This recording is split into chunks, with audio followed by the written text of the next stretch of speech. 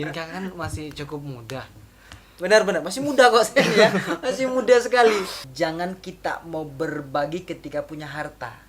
Tapi berbagilah ketika Anda mau. Betul tidak? Artinya apa? Jangan kita tunggu lapang dulu baru mau berbagi. Bahkan sempit pun kita harus bersedekah.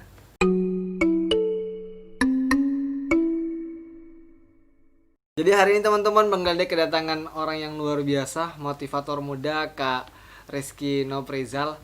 Mungkin beberapa teman-teman kampus FKIP atau mahasiswa dari Universitas Mula Warman pasti sudah kenal beliau ya, karena beliau orang yang sudah tur dari setiap acara-acara yang ada di FKIP khususnya.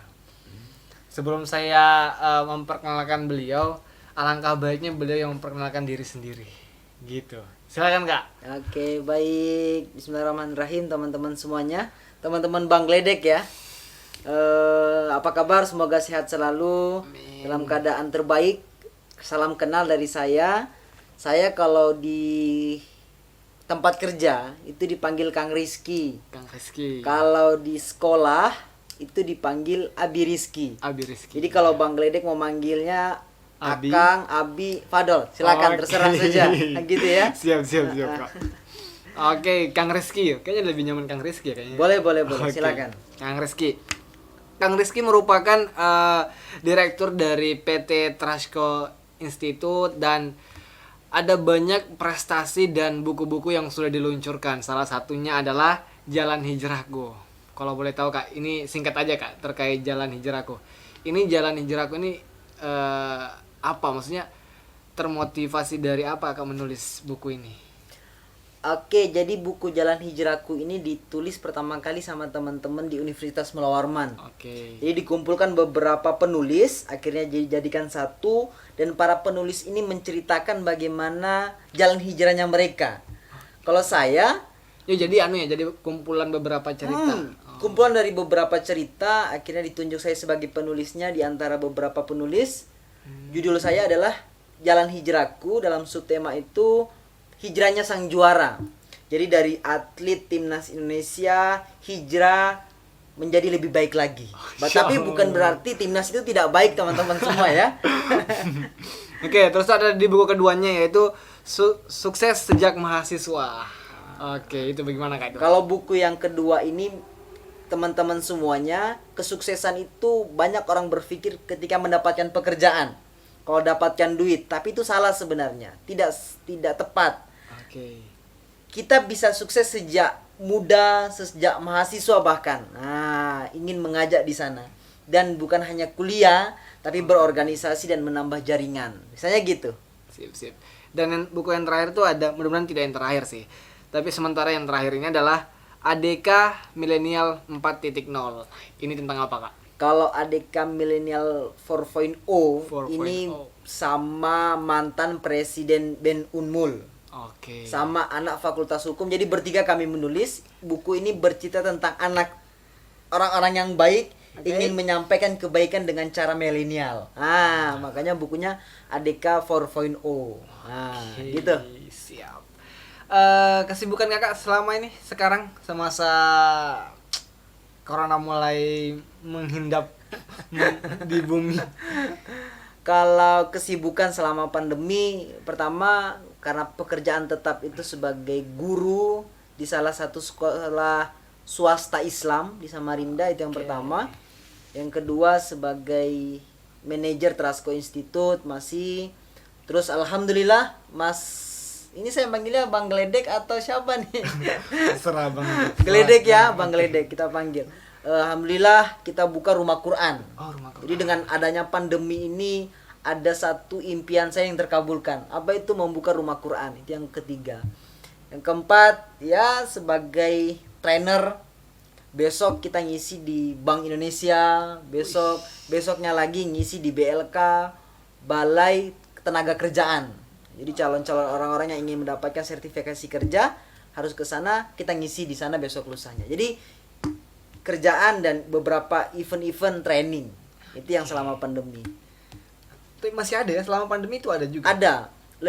Sebenarnya lebih banyak online. Online. Jadi setiap hari itu berhadapan dengan HP, tapi masa-masa November Desember ini Sudah mulai. mulai banyak instansi, beberapa anak-anak BUMN, beberapa dinas yang buka akhirnya melaksanakan sebuah training. Secara offline. Secara offline. Kemarin itu sama Dinas Pertanahan Kota Oh Samarinda. iya, Habis itu beberapa event selanjutnya sampai ke depan. Gitu, Bang Geledek. Oke. Saya tertarik Kak dengan rumah Quran. Alasan Kakak memilih untuk menjadi pendiri ya Kak? Pendiri rumah Quran itu seperti apa? Maksudnya alasannya kenapa? Satu, teman-teman semuanya, saya ingin mengajarkan kepada diri saya pribadi dan kepada orang-orang. Oke. Kenapa? Karena kita tahu semuanya ada 4 pertolongan kelak di hari nanti. Salah satunya adalah Al-Quran. Maka saya ingin tanamkan Al-Quran ini kepada anak-anak usia dini, kepada diri saya, kepada anak-anak usia dini. Makanya saya ajarkan kepada mereka. Kenapa? Karena ada anak murid saya yang baru kelas 2 SD. Teman-teman semuanya baru kelas 2 SD tapi dia sudah hafal 3 juz. Ada yang bahkan 4 juz, bahkan 5 juz. Itu menjadi motivasi saya bahwasanya kalau anak baik seperti ini jangan hanya satu di Samarinda, tapi harus banyak. Nah, makanya saya harus bangun rumah Quran yang banyak. Nah, itu yang saya lakukan teman-teman semuanya. Siap. Berarti target ininya anak usia dini ya? Bener. Anak dari 5 tahun sampai usia yang paling dewasa itu SMA. Tapi sekarang itu saya prioritaskan anak SD. Oke. Anak-anak yang baru berkembang mentalnya, baru berkembang secara fikirnya, saya selipin tuh Al-Quran di dalam kepala mereka. Nah, itu. Oke, ini Kakak kan masih cukup muda. Benar-benar masih muda kok saya ya. Masih muda sekali. Bagaimana Kak kita mengukur kita tuh mampu bermanfaat bagi orang-orang di sekitar kita, dan salah satunya adalah Kakak berinisiatif untuk menjadi atau mendirikan sebuah rumah Al-Quran. Satu, teman-teman, bagaimana cara mengukur kebermanfaatan ya, Bang Ledek ya, mengukur kebermanfaatan untuk orang lain, orang di sekitar kita, keluarga kita. Pertama yang harus kita lakukan sebelum kita ingin berbagi dengan orang lain, pertama adalah kita harus berbenah diri kita. Pertama itu, kita benah diri kita perbaikin diri kita tambah wawasan kita. Itu yang pertama. Karena kita akan menjadi contoh. Benar ya? Karena kita ingin berbagi dengan orang. Dan ketika kita berbagi itu kita akan menjadi role model, kita akan menjadi contoh bagi orang lain. Maka pesan saya ke rekan-rekan semuanya, perbaiki sikap kita, perbaiki tingkah laku kita, perbaiki sikap kita ya, sifat-sifat kita perbaikin yang pertama. Sambil proses perbaikan itu, yang harus kita lakukan adalah kalau mengukurnya berapa orang yang hari ini terbantukan dengan lisan kita. Oke. Itu yang pertama. Yang kedua, berapa orang yang terbantukan dari tangan kita. Nah, jadi kita bisa mengukur hari ini. Kalau teman-teman semuanya, teman-teman Bang Ledek, teman-teman saya semuanya yang mendengarkan hari ini, kalau kita ingin mengukur berapa orang yang hari ini terbantukan dari lisan kita. Artinya apa? Orang yang semangatnya kembali dengan lisan kita, kembali mendapatkan hidayah, bukan hidayah dari kita, tapi kita mengeluarkan kalimat-kalimat itu, dia mampu mengingat Sang Pencipta, itu sudah luar biasa. Berapa orang yang terbantukan dari tangan kita bisa mengeluarkan 5.000, 10.000 untuk orang yang bukan tidak mampu sebenarnya, tapi kita yang ingin berbagi dengan mereka. Nah, jadi cara mengukurnya, berapa orang yang hari ini terbantukan dari lisan kita, berapa orang yang terbantukan dari tangan-tangan kita. Nah, itu cara mengukurnya. Kalau belum ada hari ini, maka coba besok hari kita perbaikin lagi seterusnya. Mungkin karena itu ya, berangkat dari bagaimana kita mengukur dari lisan kita, itu mungkin menjadi salah satu alasan Kakak menjadi motivator muda ya? Wah, benar. Iya kan? Karena biasanya motivator muda itu kan memberikan motivasi kepada orang-orang ya, kepada orang-orang. Oke. Jadi gini teman-teman semuanya, kenapa saya ingin menjadi seorang trainer, kenapa ingin menjadi seorang pembicara? Sebenarnya ada visi besar dalam hidup saya. Menjadi insan kamil, rahmatan lil alamin. Itu visi besar saya. Menjadi manusia sempurna yang mampu bermanfaat bagi orang lain. teman-teman semuanya, pernah saya ikut training. Makanya kalau ikut training orang-orang luar biasa itu, ada di sesi akhir kita sesi berdoa nih, Bang Gledek berdoa. Oke. Doa beliau ini dia ucapkan semoga para peserta kelak, karena saya umat Islam ya, Mas Gledek ya. Mas Gledek ya umat Islam, apa agama Islam ya. Doa beliau simple sebenarnya, tapi melekat bagi saya. Apa doa dia? Kata dia, semoga seluruh peserta ini akan melihat semuanya, kampung-kampung, kota-kota, negara-negara itu masuk Islam. Telinga kita kelak akan mendengar orang-orang itu akan berbondong-bondong mengucapkan 2 kalimat syahadat. Jadi itu yang membuat saya, teman-teman semuanya, mungkin orang yang mengejar surga itu dengan harta mereka, dengan amalan-amalan ibadah mereka. Tapi ada yang ingin saya lakukan. Mungkin saya belum punya harta saat ini. Mungkin duit belum ada, Mas ya. Mungkin mobil belum, apa-apa belum, harta belum punya, terus ingin berbagi apa. Saya cuma punya basic berbicara. Saya cuma punya basic untuk mengajak. Akhirnya saya gunakan itu untuk mengajak orang lain dalam kebaikan. Nah, itulah yang ingin saya lakukan. Kenapa saya ingin berbicara? Kenapa saya ingin menjadi seorang trainer? Ternyata ada 4 level nih. Ini mau saya bagikan tidak? Boleh Ya, saya boleh bagikan kan, ya. boleh kan. Ada 4 sebenarnya kenapa kita harus berbicara. Yang pertama, teman-teman semuanya, kalau kita menjadi seorang pembicara atau kita sebut sebagai public speaking ya. Public speaking. Yang pertama itu, level pertama itu menghilangkan rasa grogi. Jadi kalau ada yang masih grogi ngomong, masih terbata-bata, blank di tengah-tengah, itu berarti masih di level pertama, Mas. Oke. Nah, kalau sudah naik level kedua, maka terbata-bata itu hilang, nervous itu hilang, blank di tengah berbicara itu hilang. Maka kita naik level kedua. Level kedua itu apa? Kita ingin berbicara terus. Kayak Bang Gledek ini. Saya ikutin beberapa hari ini nonton YouTube beliau. Wah, luar biasa. Nah, Ketagihan jadi, ya, ketagihan. Jadi setelah hilang blank, hilang nervous, kita berbicara terus. Nah, itu level yang kedua. Jadi kalau kita bisa lihat tuh, saya level ke berapa nih? 1 atau 2. Level yang ketiga, Mas Gledek, kita ini kalau sudah mau berbicara terus, level ketiga, dengan berbicara kita akan dibayar. Oke. Nah, jadi kita berbicara, kita mengeluarkan kalimat, itu dibayar. Tahu Bang, berapa saya dibayar dalam 1 jam?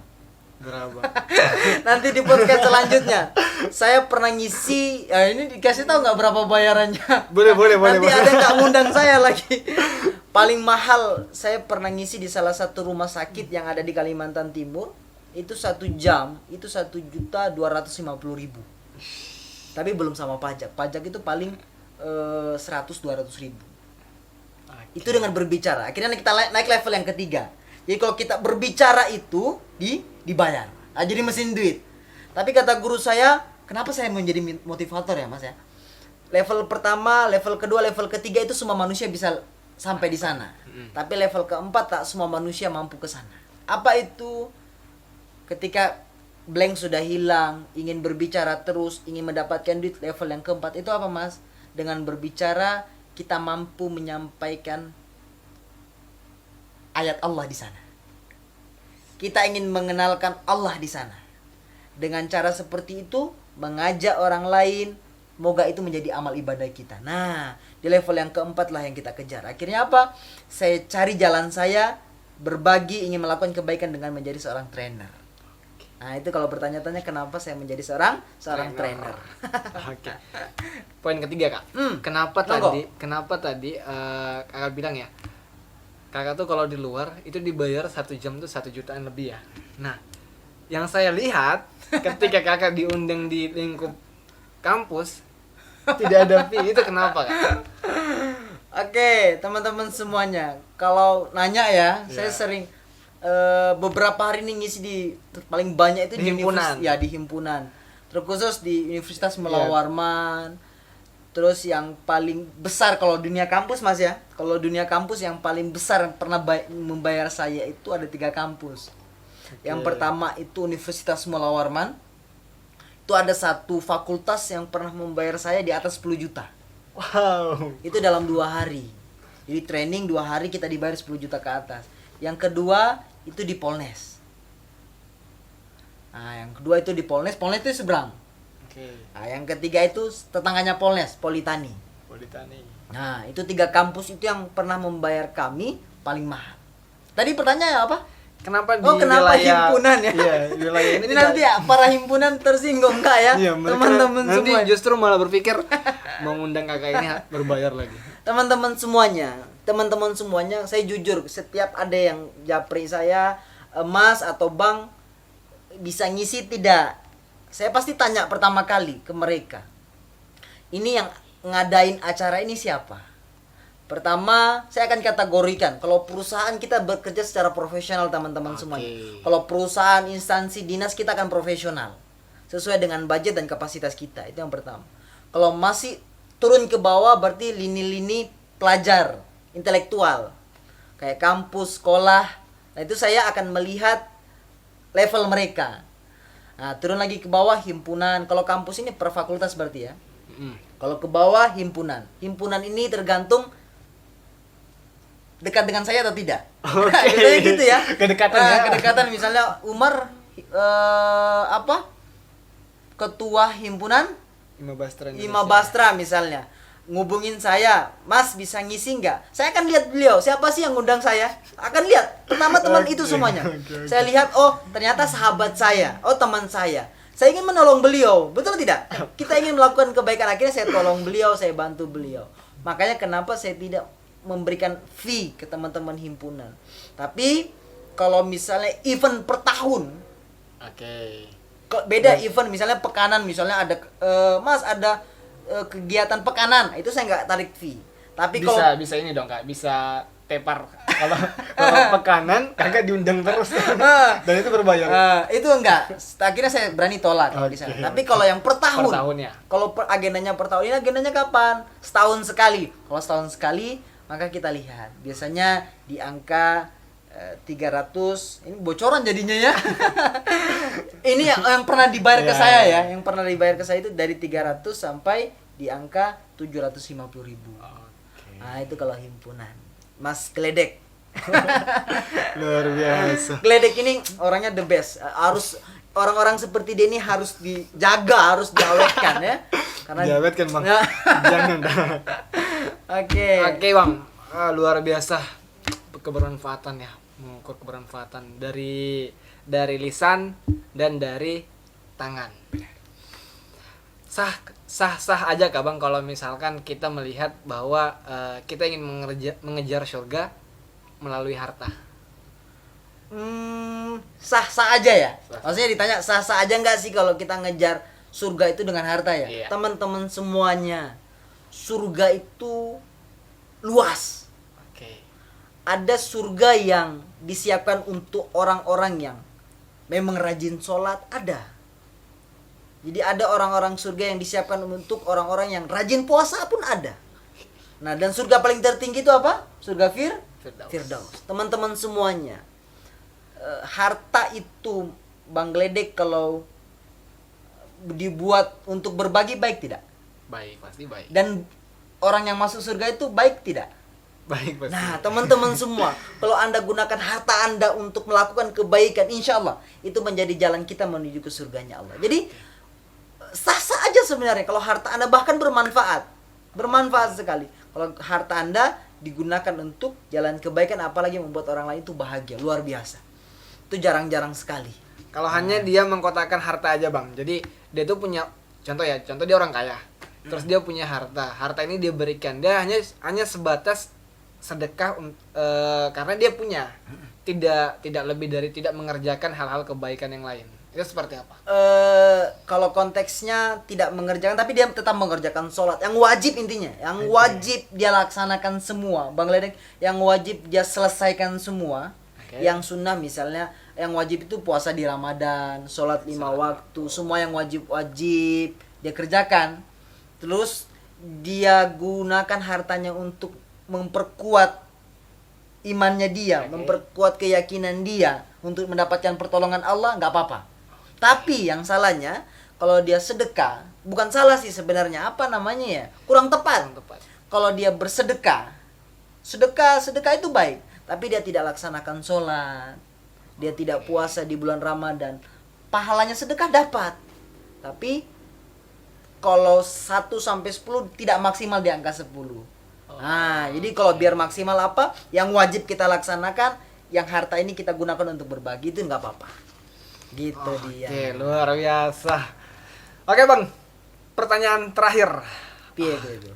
Tips, bagaimana kita bisa tips atau trik gitu, bagaimana kita bisa bermanfaat bagi orang lain.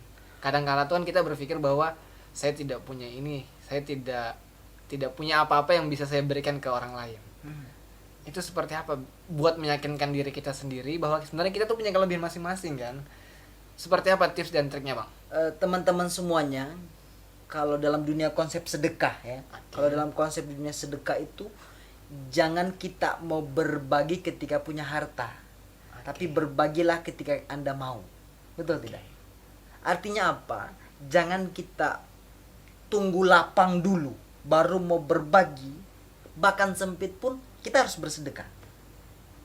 Itu teman-teman semuanya. Terkadang kita ingin berbagi dengan orang lain, tunggu saya kaya.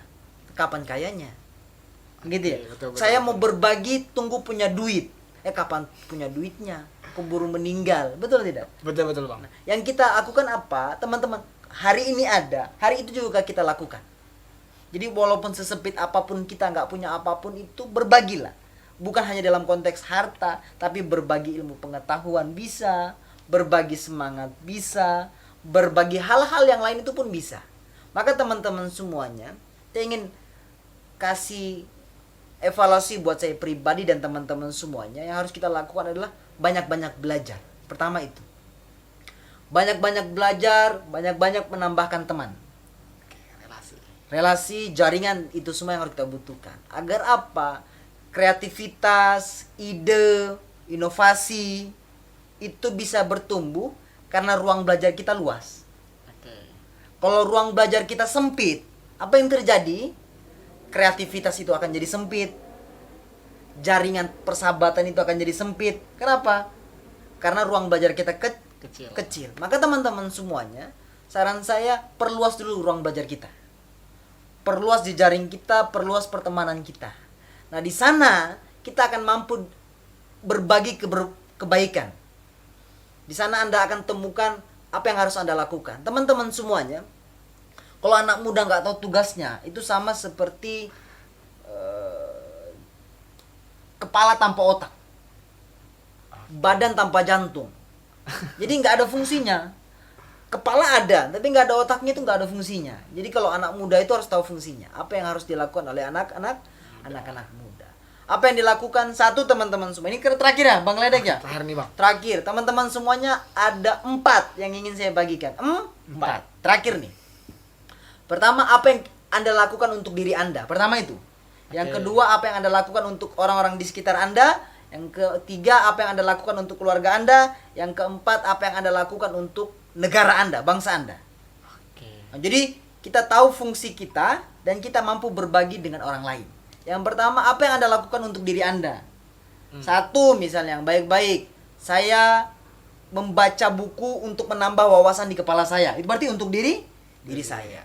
Yang kedua, setiap hari Minggu saya berolahraga. Itu untuk siapa? Untuk diri saya. Dan diri kita, teman-teman semuanya. Maka apa? Apa yang Anda lakukan untuk diri Anda? Makan makanan sehat, jangan makan Indomie terus, telur terus. Nah, kalau Bang Gledek gak apa-apa lah ya. Jangan. Kurangin teman-teman semuanya. Dikurangin. Intinya, kebaikan apa yang harus Anda lakukan untuk diri Anda? Membaca buku, jogging, olahraga, itu untuk diri Anda. Makan makanan sehat, itu untuk diri Anda. Yang kedua, untuk orang di sekitar Anda. Apa itu? Orang di sekitar Anda, misalnya memberikan spot ke Bang Gledek, ayo semangat buat YouTube-nya. Siapa lagi ketemu orang untuk berbagi.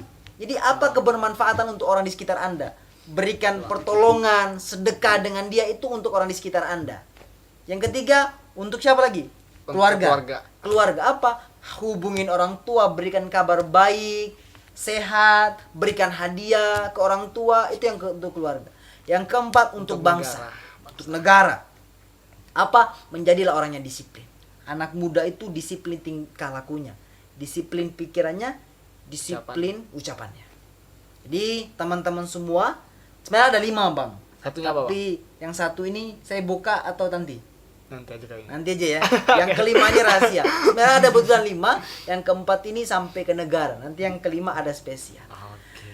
Nanti siapa tahu kalau mau tanya di kolom komentar ya. Betul. Boleh bang, boleh bang. Yang kelima kolom komentar. Nanti kita jawab di sana. Intinya itu bang, Bang Gledek berbagi kebermanfaatan untuk orang lain. Insyaallah itu. Oke.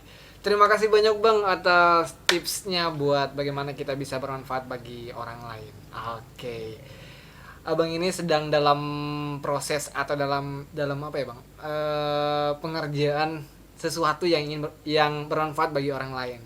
Ya kan bang?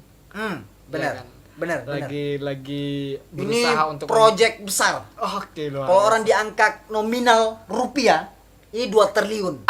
Oh, Nah, jadi luar biasa. bukan kaleng-kaleng. Oke, Ini teman. project besar. Nanti insya kita Allah. bongkar kalau sudah proyeknya berjalan dan sudah aman terkendali ya, Bang. Insya Allah. Nanti kita coba diskusikan lagi di sini. Oke, terima kasih banyak buat teman-teman yang sudah menonton. Jangan lupa like, comment, share, and subscribe. Jangan lupa juga follow akun Instagramnya Abi Muhammad Rizky dan Bang Gledek. Oke ya. Bang Gledek tutup. Assalamualaikum warahmatullahi wabarakatuh.